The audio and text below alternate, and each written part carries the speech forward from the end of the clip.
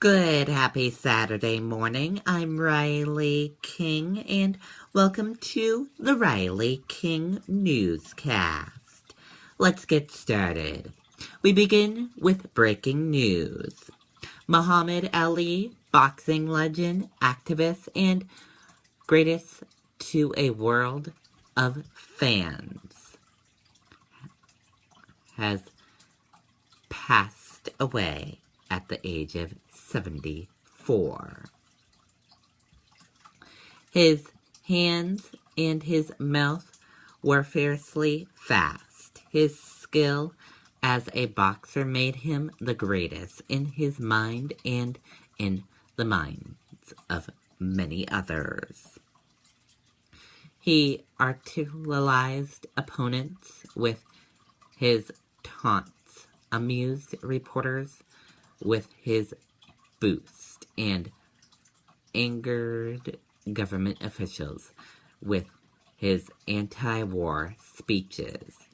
At the same time, he galled a stubborn, hard-nosed society with his stinging jabs against progressive racism. Since the mid-1960s, he had been one of the most famous faces on Earth, and even through his appearances in recent years were few. The name Muhammad Ali still sparked smiles all around the globe. His death Friday at the age of 74 came after a lengthy battle against Parkinson's disease. Ali was diagnosed with the disease in 1984, 3 years after he retired from a boxing career that began when a skinny 12-year-old from Louisville, Kentucky, a term put on the gloves. He is survived by his 9 children, including daughter Ella, who, like her father, became a world champion boxer, and 4th wife, Lunina.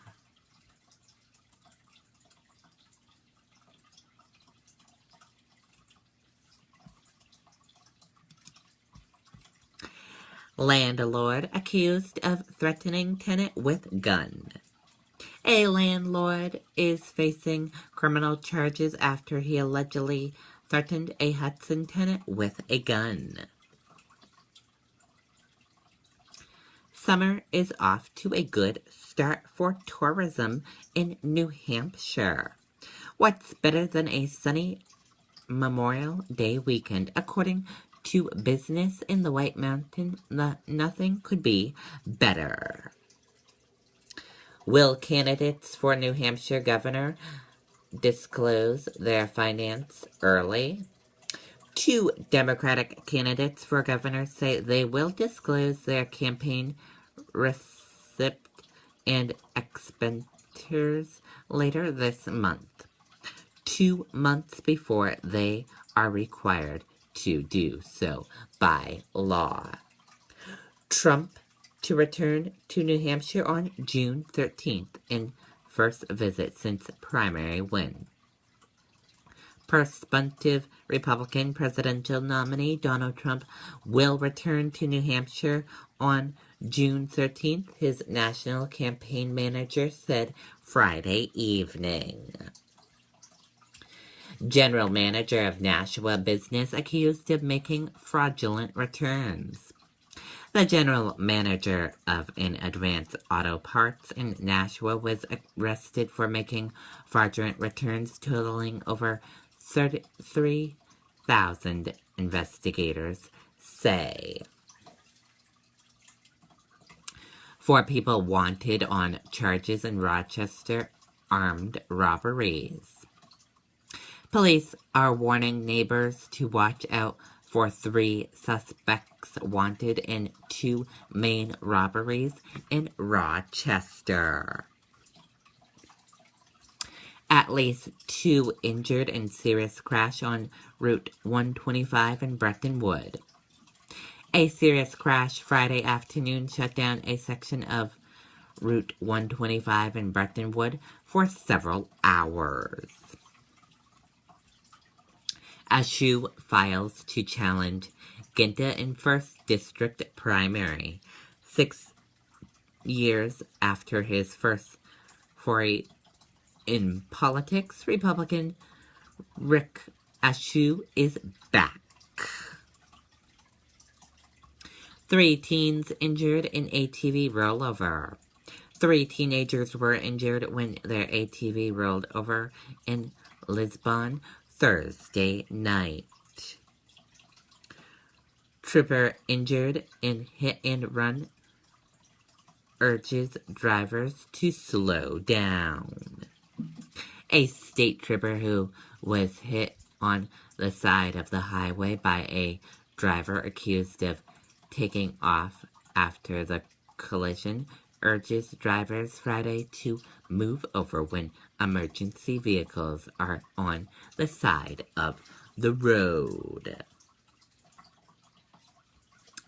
Manchester police make significant crack cocaine seizure.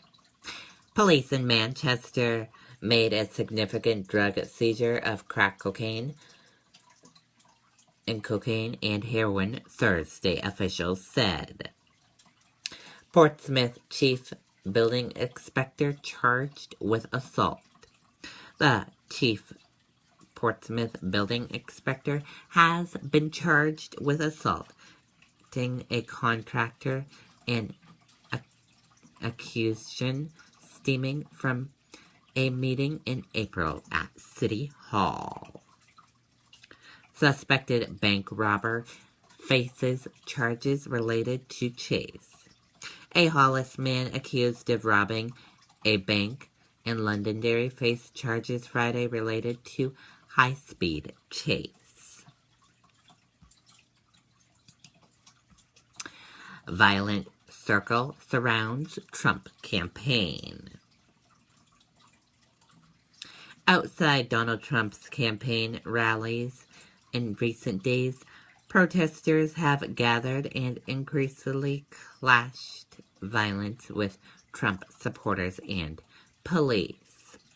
Inside Trump is ongoing to new radical extremes in his attempts to decriminalize a Mexican-American judge.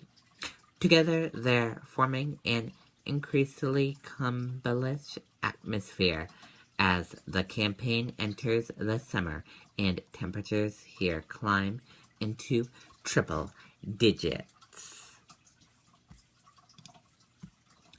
Fed's master says gradual rate hikes still appropriate after job report. At least disappointing U.S. jobs number has not changed the overall economic picture, and gradual rate hikes remain appropriate. Cleveland Federal Reserve's President Loretta Master said on Saturday. France faces massive mop-up as flood starts to reduce. Paris's let out a very continuous sigh of relief Saturday as they watch water levels in the Seine River begin to slowly drop, allowing the French capital to think about the massive mop-up of homes, businesses, and public walkways ahead. And that does it for the Riley King Newscast right here on the Riley King Network. I hope you all have a great rest of your Saturday. See you back here later on. Bye.